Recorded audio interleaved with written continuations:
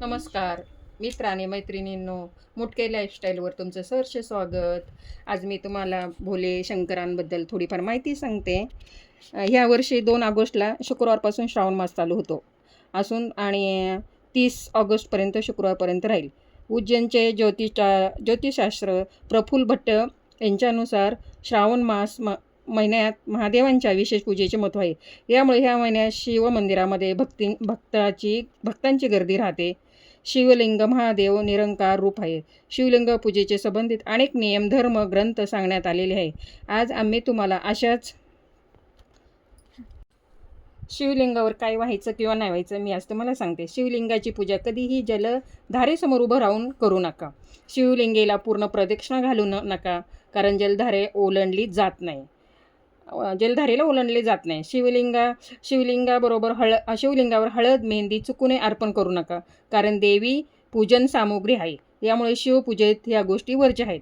शिवलिंगावर कधी शंकेने जल अर्पण करू नये. शिवपुराणानुसार महादेवांनी शंखचूड नावाच्या दैत्याचा वध केला होता. शंख आणि दैत्याच्या हाडापासून बनवलेले आहे. यामुळे शिवलिंगावर शंखाने जल अर्पण करू नये.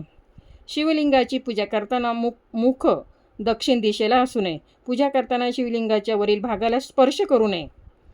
चॅनल तुम्हाला जर आवडला असेल, माझी माहिती आवडली असली तर माझ्या चॅनलला शेअर करा, लाईक करा आणि सबस्क्राईब करा. मैत्रिणींनो, आज मी तुम्हाला महादेवाची एक छान गोष्ट सांगते.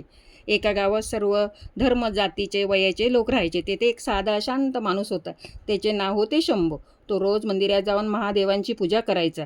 परंतु त्याच्या मनात एक प्रश्न पडायचा. महादेव सगळ्यांमध्ये आहेत, पण ते मला का दिसत नाहीत?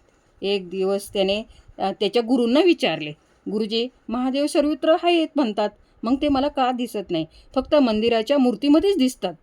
गुरुजी म्हणाले, जा आणि गावात प्रत्येकाला काहीतरी मदत कर. त्यांचं ऐक, त्यांचं दुःख समजून घे. महादेव तुला स्वतः दर्शन देतील.